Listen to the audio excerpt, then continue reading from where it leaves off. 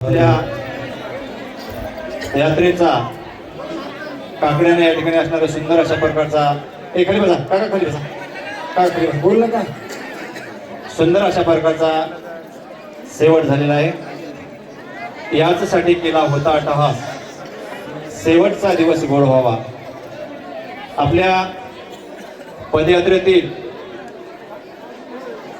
25 तारखेला निघालेली ही पालखी आज 2 तारखेला सुंदर अशा प्रकारचा काकडा प्रसाद या कार्यक्रमांना अतिशय सुंदर अशा प्रकारची शेवट झालेला आहे. सर्वांचाच इथं घाई होती आणि इथं सर्वजण राहत नाहीत, त्यामुळे त्या दिवशी सर्वांचे आभार, सर्वांना आशीर्वाद गुरु महाराजांना दिलेला आहे.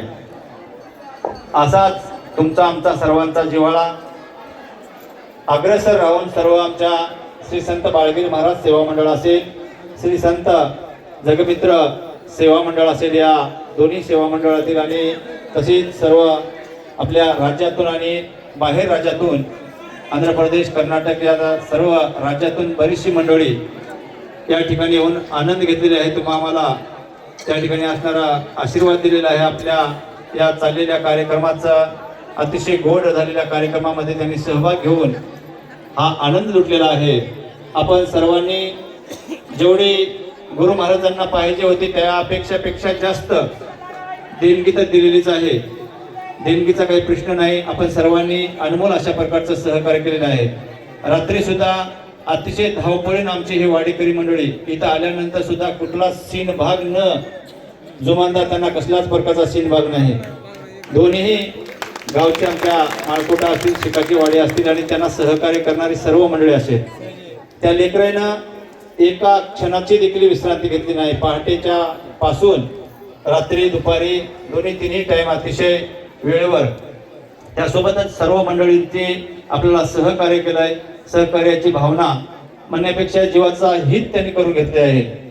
जीवाचा हित हो करून घेण्यासाठी सह्याद्रीशी जावे, जीवन मुक्त व्हावे, श्री दत्त भेटावे जीवलगा, या जीवलगासाठी भेटण्याची ओढ तुम्हा आम्हाला वर्षभर लागते. आज जरी आपण निरोप घेत असलो, एकमेकापासून थोडंसं अंतर होत असलं, तर एकामेकाचा झालेला जिव्हाळा, प्रेम 7-8 दिवस त्यांची जी अनोळखी म्हणून आपण आपल्यापासून लांब असलेली मंडळी सुद्धा अतिशय एकामेकामध्ये एवढे मिसळून गेले होते की थोडासा जरी वेळ एकमेकापासून अंतरलो, दूर झालो तर केव्हा एकमेकाला भेटावं की पालखीत असून सुद्धा. तर आता तर 1 वर्षाचा तुमचा आमचा अंतर पडणार आहे आणि 1 वर्षाचा अंतर जरी पडला असेल तर महापूजा आपण प्रत्येकाने एक विचार करायचा आहे की बाबा इतका 7 दिवस आनंद लुटलेला आहे आणि जमत तशी या ठिकाणी असणार आपल्या घरी एका छोटी महापूजा जेवढं असेल तेवढं करत चला. कारण त्या निमित्तानं गुरु महाराजांचे या ठिकाणी असणारं दर्शन होते, गुरु महाराजांचे चरणस्पर्श आपल्या घराला लागतात. कारण मोठाच असं काही करावा, लाखो रुपये खर्चावा असं काही नाही.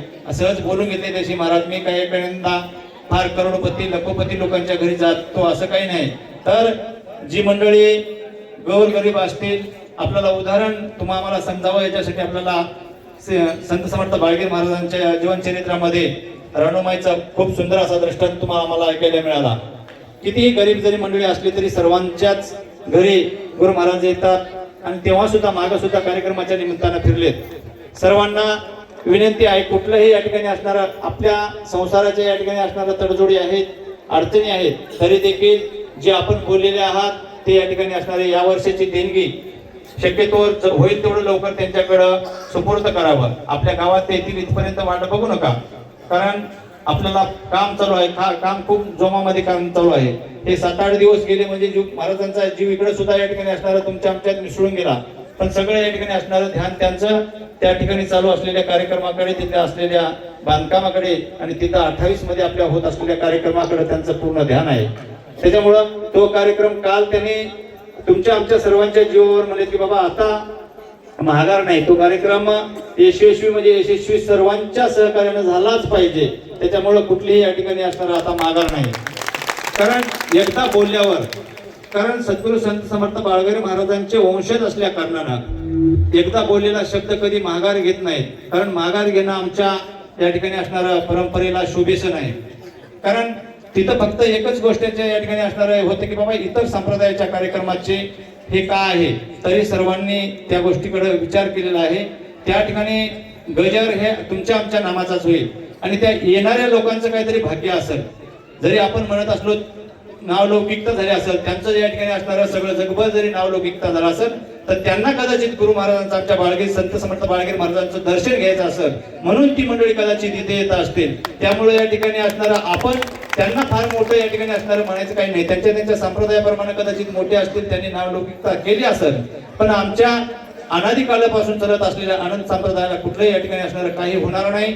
त्यांची परंपरा अजून इतके या ठिकाणी असणारं जगभर होणार आहे. त्याच्यामुळं सर्वांनी कुठल्याही मनामध्ये न खंत बाळगता, कारण हा कार्यक्रम आता महाराजांनी यशस्वी करतो म्हणून शब्द बोलल्यामुळं आपल्याला कुणालाही त्यामध्ये माघार घेता येणार नाही. सगळ्यांना सहकार्य करा. काही जणांच्या शंका होत्या आमच्याकडं, कारण प्रत्यक्षात गुरु महाराजांपर्यंत जाऊन बोलत नाहीत. मात्र आम्ही जेव्हा या ठिकाणी असणाऱ्या कुठंतरी बैठकीला बसतो, कोणाच्या समासमामध्ये गेलो तर त्यांचा संघ घडला, तेव्हा चर्चा होती की बाबा एवढा कोट्यावधीचा हिशोब आहे आणि कोट्यावधीचा, लाखो रुपयाचा कोट्यावधीचा हिशोब आहे, पैशाचा हिशोब आहे, त्याचं काय होणार? त्याचं फक्त एकच मालक स्वतः या ठिकाणी असणारं सगळं हिशोबनीस असतील. बाकी इथं कितीही जवळजवळचे माणसं असले, कोणी जरी असलं, किती जरी असलं तरी त्यांना कोणालाही कसल्याच प्रकारचा एका आण्याचा देखील अधिकार नाही. ही गोष्ट स्पष्ट करणं अतिशय महत्वाचं आहे. कारण अनेक जणांच्या मनामध्ये आहे की बाबा तिथं एवढे आम्ही लाखो रुपये देणगी द्यायलो आणि कदाचित त्याच्यामध्ये काही या ठिकाणी असणारं बाकीच्या काही मंडळींचा काही विषय येईल का?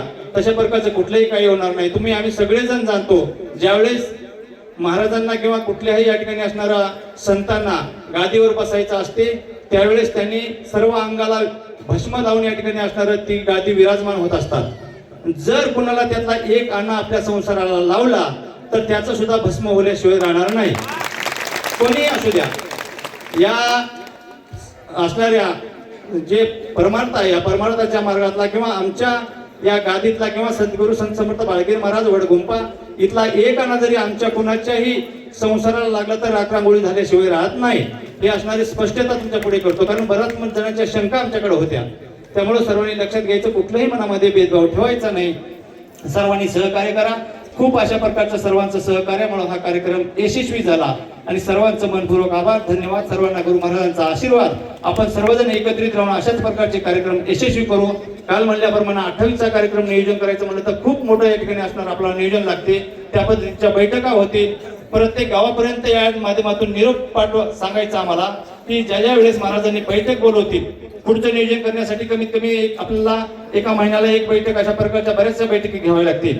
कारण संतांच्या त्या ठिकाणी असणारे त्यांचं नियोजन असेल, भोजनाचं नियोजन असेल, त्या ठिकाणी होत असलेल्या सर्व जागेचं नियोजन असेल, सगळ्या अनेक गोष्टी या ठिकाणी असणाऱ्या आहेत. ते काही एकाच दिवशी होणार नाहीत. त्यामुळे जो खातं जे काही या ठिकाणी असणार त्याच्याकडे खातं सांगितलं जाईल ते परिपूर्णतेने पार पाडण्याची तुमची आमची सर्वांची जबाबदारी आहे. त्यामुळे कुठल्याही या ठिकाणी असणाऱ्या मनावर दडपण ठेवू नका, बंधन ठेवू नका, मनामध्ये भेद ठेवू नका.